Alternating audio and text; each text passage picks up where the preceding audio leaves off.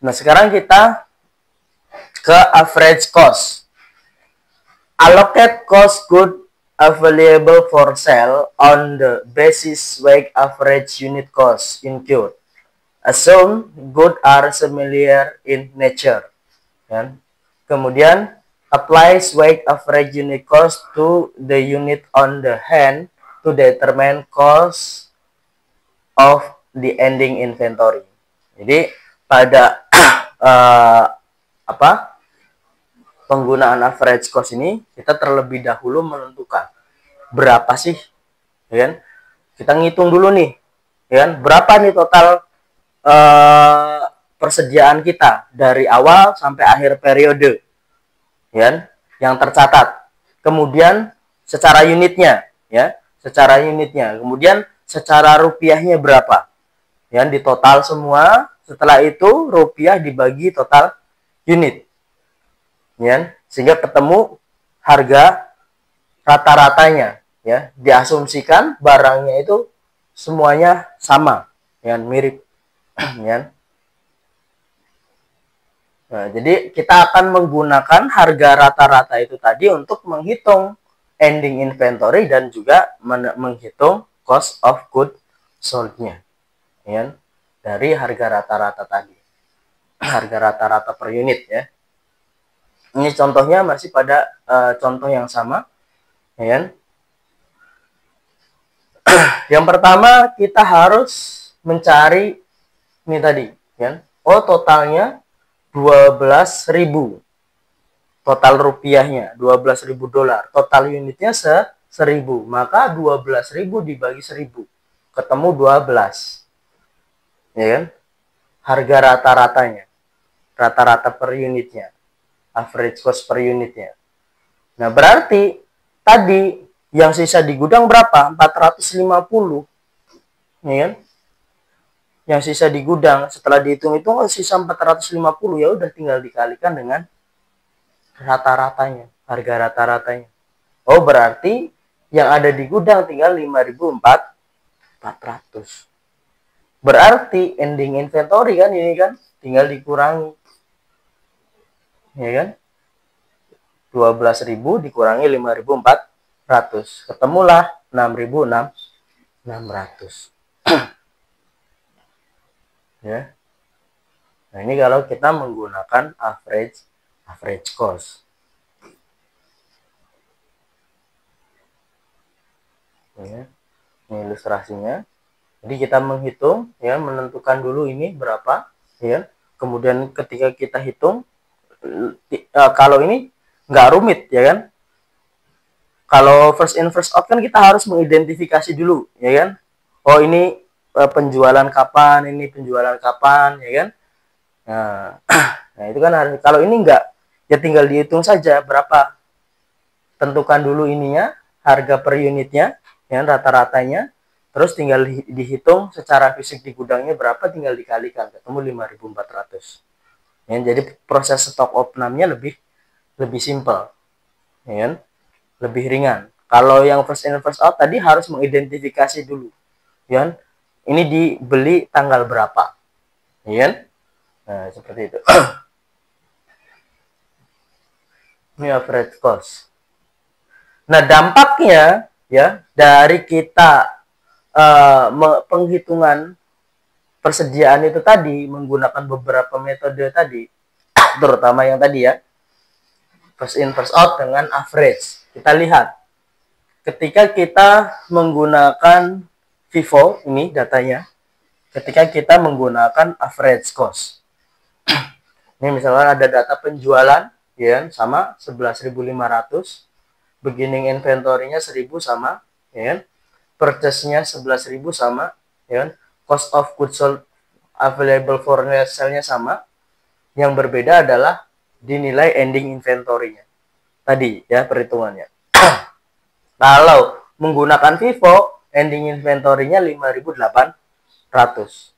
Kalau menggunakan average 5.400. Lebih besar yang FIFO, ya kan? Sehingga cost of goods sold-nya lebih kecil dibandingkan dengan average.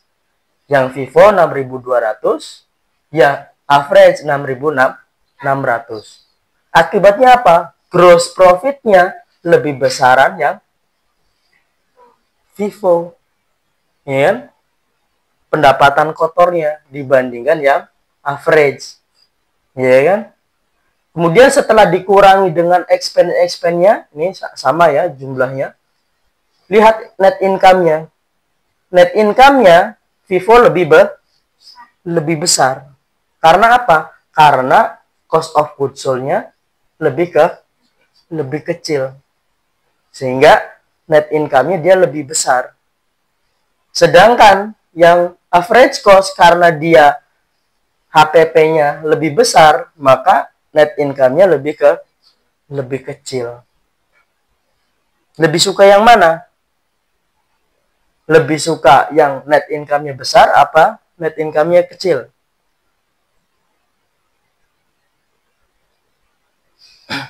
Lebih suka menggunakan Vivo atau average? Lebih suka menggunakan yang average. Kenapa? Lebih mudah dipahami. Tapi kalau alasan bisnis, kalau kamu sebagai pelaku bisnis, lebih suka laba yang besar apa laba yang kecil? Hah? Lebih suka laba yang besar. Jadi mana? Milih Vivo apa average? Kalau dalam bisnis milih Vivo. Dalam pelajaran milih average. Jadi alasannya bukan seperti itu, ya. Alasannya bukan seperti itu. Jadi nanti tinggal kepentingan kita apa. Karena ini kan cuma hitung-hitungan angka saja. Ya, hitung-hitungan angka saja. Prediksi. Ya. Laporan ini kan sifatnya prediktif, ya, tergantung metodenya. Kita menggunakan apa. Ya. Sekarang tujuannya tergantung, ya.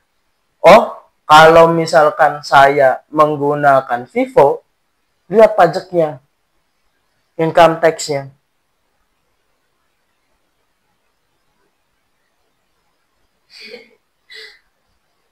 Pajaknya yang satu 990, yang satu 870. Mana? Labanya terlihat lebih tinggi, berarti pajaknya juga tinggi. Labanya lebih kecil, pajaknya juga kecil. Ya kan? Jadi lebih suka yang mana ini? Menggunakan Vivo apa average? Ya. Nah, tergantung motivasi, ya. Tergantung kecenderungan perusahaannya lebih suka yang mana. Kecenderungan itu juga tergantung pada motivasinya. Motivasinya apa? Oh, kalau saya perusahaan sedang membutuhkan modal, ya kan? Saya pengen modal perusahaan terus bertambah, ya. Maka salah satu cara untuk menarik investor adalah labanya supaya besar apa kecil? Besar. Ya. Supaya apa? Investor tertarik. Labanya besar. Ya kan? Labanya besar. Supaya investor tertarik berinvestasi. Kinerjanya bagus, profitabilitasnya. Tapi kalau misalkan motivasinya adalah menghindari pajak supaya pajaknya tidak terlalu besar, saya tidak ada kepentingan untuk melakukan ekspansi. Ya. Saya pengen mengembangkan ini dulu. Ya. Usaha ini dulu. Nah, gimana supaya ini ya pajaknya, pengeluarannya, expense-nya itu tidak terlalu besar. Ya. Maka kita akan menggunakan average cost. Jadi tergantung motivasi perusahaannya seperti apa. Dia akan seperti apa. Ya kan? Apakah dia motivasinya adalah untuk menambah modal, ya kan? Untuk menarik investor, ya kan?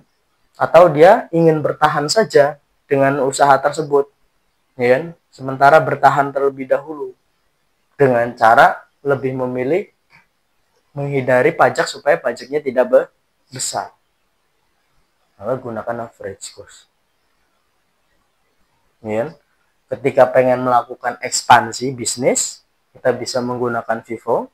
Tapi ketika kita memutuskan untuk bertahan, kita bisa menggunakan average cost. Tapi nggak bisa pindah metode begitu saja, ya kan? Nggak bisa. Jadi penggunaan metode ini harus konsisten, ya. Statement of financial statement effect, ya. Laporan dampaknya pada laporan keuangan. Major advantage FIFO method is that in the period inflation, the cost allocated to ending inventory will approximate their current cost. Ya, untungannya. Sorting the average cost method is that in a period inflation, the cost allocated ending inventory may be understated in terms of current cost. Ya, lebih bersifat understated. Ya. Tadi dampaknya ya tadi sudah dijelaskan ya. Tax effect in a period inflation, FIFO inventory higher, ya kan? Pajaknya lebih besar karena labanya juga lebih besar karena cost of goods sold-nya lebih kecil. Sedangkan average itu lebih rendah income tax-nya karena HPP-nya lebih besar, labanya lebih kecil. Jadi itu logikanya nyambung, ya kan? Logikanya nyambung. Berjawab ini, in a period rising price, average cost will produce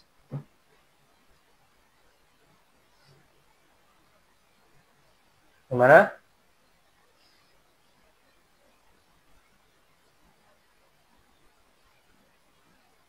Dalam periode kenaikan harga, rata-rata biaya akan memproduksi higher net income than FIFO. Bener atau salah? Salah. The same net income as a FIFO. Bener apa salah? Salah. Lower net income than FIFO. Ya.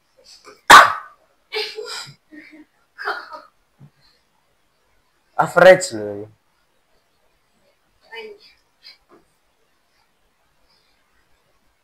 Using cost flow method consistently. Ya, seperti yang saya katakan tadi, kita tidak bisa pindah-pindah metode. Oh, tahun ini saya pakai FIFO, besok pakai average, besok lagi pakai FIFO lagi. Tidak bisa seperti itu. Kita harus secara konsisten. Supaya apa? Untuk meningkatkan comparability, kemampuan untuk membandingkan. Supaya apa? Supaya kinerjanya dapat diukur, dapat dibandingkan. Kalau metodenya tiap waktu berubah-ubah, ya kan? Nah, kita tidak bisa membandingkan. Karena apa? Karena cara metodenya tidak konsisten.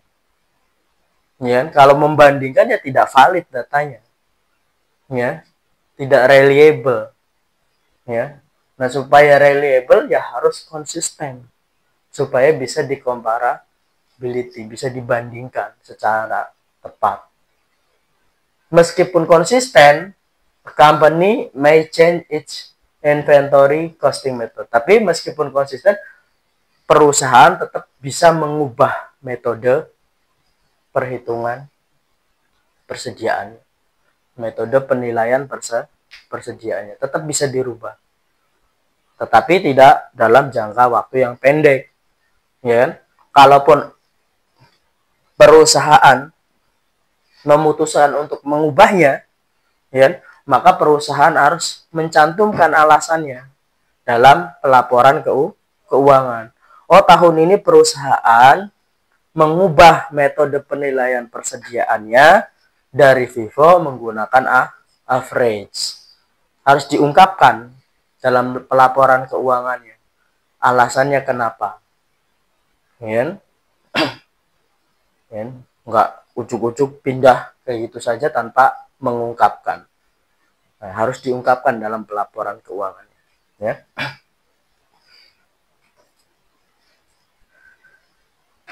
Ini satu kasus lower cost or net realizable value. When the value of inventory is lower than its cost. Ketika nilai persediaan itu lebih rendah daripada biayanya. Company can write down the inventory to its net realizable value in the period in which the period decline occurred.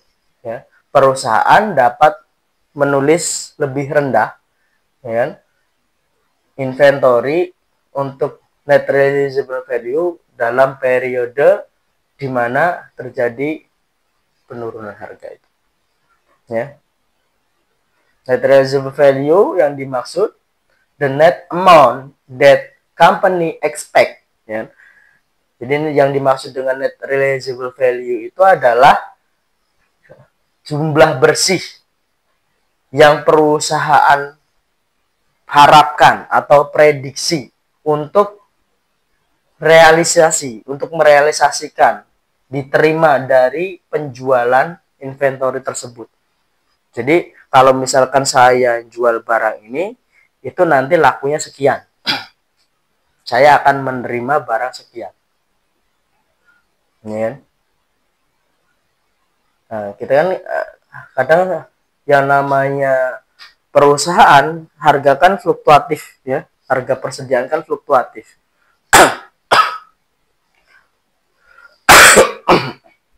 Nah, ketika terjadi peristiwa seperti ini, lower cost, nilai persediaan itu lebih rendah daripada harga perolehannya, maka perusahaan bisa menggunakan metode lower of cost or net realizable value.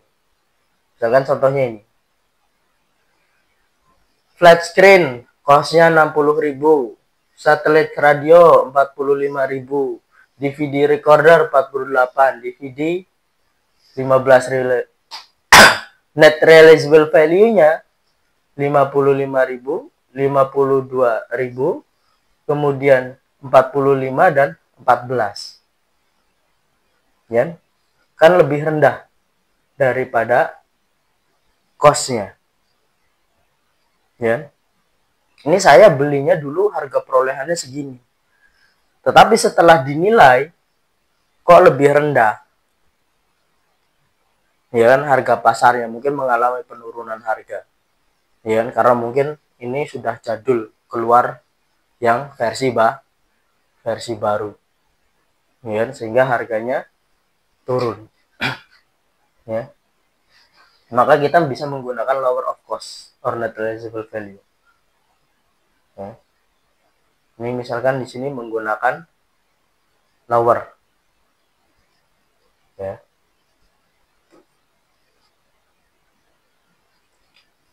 Common cost, inventory error. Nah, perhitungan penilaian persediaan itu seringkali terjadi kesalahan karena apa? Failure to count or price inventory correctly. Jadi salah dalam menghitung jumlah unit. Yang seharusnya 100 dihitung 99, ada yang kelewat. Atau misalkan terlalu banyak. Ya, kebanyakan. Hitungnya 1, 2, 5. Ya. Jadi seperti itu. Atau salah dalam menentukan harganya. Ya. Atau not properly recognize the transfer of legal title to good in transit tadi. Ngitungnya barang di gudang saja, ya kan? Padahal ada good in transit, barang yang masih dalam perjalanan. Pada stock of none cuma ngeceknya yang ada sisa di gudang. Akhirnya apa? Akhirnya yang tercatat ending inventory-nya itu lebih kecil, lebih rendah, ya kan? Karena tidak mempertimbangkan adanya barang good in transit. Error affect both income statement and statement of financial position. Jadi ketika ada kesalahan itu pasti efeknya pada income statement dan statement of financial position, laporan posisi keuangan dan laba rugi. Inventory error affect the computation cost of goods sold or net income. Ini kan beginning inventory plus cost of goods sold purchase dikurangi inventory cost of goods sold. Ya, kalau misalkan terjadi error understated in beginning inventory, kita salah dalam menentukan barang yang ada di gudang hitungnya, karena masih tidak memperhitungkan barang yang sedang dalam perjalanan. Akhirnya understated cost of goods sold. Ya. Understated beginning inventory dampaknya understated cost of goods sold. Net income yang menjadi overstated, ya, jadi berlebihan. Ya. Tapi kalau misalkan overstated dalam beginning inventory, cost of goods-nya menjadi overstated, net income-nya menjadi understated, ya, dan seterusnya. Ya. Jadi logiknya itu ya harus jalan juga, ya. Oh ini nanti kalau misalkan salah seperti ini berarti dampaknya kemana. Jadi ketika kita melihat laporan keuangan itu, oh ini ada kesalahan pada rekening ini, pada akun ini. Kalau kesalahan pada akun ini berarti nanti dampaknya kemana saja, ya. Oh dampaknya ke laba rugi, oh dampaknya ke laporan posisi keuangan, dampaknya apa? Overstated atau understated? Kenapa overstated? Kenapa understated? Nah, logikanya harus jalan. Jadi akuntansi itu logikanya harus jalan, ya, untuk bisa paham. Jadi ketika kita membaca laporan keuangan, kita menemukan adanya kejanggalan, adanya kesalahan, itu bisa diidentifikasi, ya. Apalagi kita sebagai auditor, baik auditor internal maupun auditor eksternal, atau misalkan pegawai pajak, ya. Nah itu kan harus melakukan analisis dalam laporan keuangan, ya, mengidentifikasi kesalahan-kesalahan material, ya, mengidentifikasi kejanggalan-kejanggalan dalam laporan keuangan, kemudian menelusur sampai mana dampaknya, ya.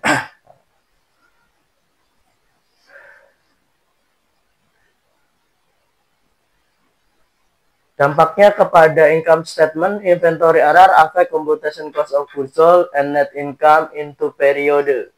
Jadi dampaknya ini nanti akan pada dua periode. An error in any inventory of the current period will have a reserve effect on the net income of the next accounting period. Ya. Over the 2 years, the total net income is correct because the error offset is other. Jadi kalau misalkan sudah lewat sudah 2 tahun, itu nanti akan normal lagi, ya, akan normal dengan sendirinya karena nanti kan sudah menyesuaikan secara tersendiri, ya. The ending inventory depend entire on the accuracy of taking and costing inventory.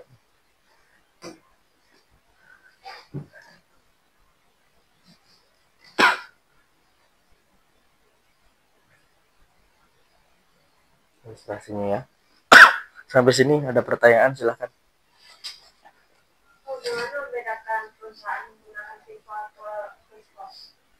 Membedakannya ya lihat dari laporan keuangan, ya. Melihat dari laporan keuangannya kan nanti mereka di situ mengungkapkan, ya kan, bagaimana perhitungan persediaannya. Terutama nanti dilihat di laporan laporan income statementnya terlebih dahulu. Di situ kan ada persediaan tuh, ya kan. Biasanya nanti di persediaan itu nanti ada catatan, ya, ada catatan nomor berapa nanti di halaman berapa. Nanti tinggal kita cari di halaman tersebut. Nanti perusahaan di situ bisa kelihatan dia menggunakan average atau menggunakan FIFO. Jadi dari laporan keuangan ya bisa dilihat. Dan biasanya perusahaan juga sudah menyatakan, oh saya dalam penilaian persediaan menggunakan metode ini, ya. Dalam depresiasi metodenya ini. Seperti itu. Jadi bisa dilihat di laporan keuangannya. Ada lagi? Garansi-garansinya itu dicatat juga. Garansi-garansi ya harus tercatat ya, karena itu kan terkait dengan pemberian garansi, terutama ketika terjadinya klaim ya. Terutama ya tadi ketika ada suatu peristiwa yang bernilai ekonomi bagi perusahaan. Ya. Karena yang dicatat dalam akuntansi itu adalah peristiwa yang bernilai ekonomi. Ya. Ya. Terkait dengan garansi, kalau misalkan tidak ada proses klaim, ya tidak ada pencatatan di situ, ya. Tidak ada pencatatan. Tapi ketika ada proses klaim, ya, klaim garansi, nah maka di situ ada nilai ekonomi yang berpengaruh terhadap perusahaan, maka di situ dicatat. Nah, lagi?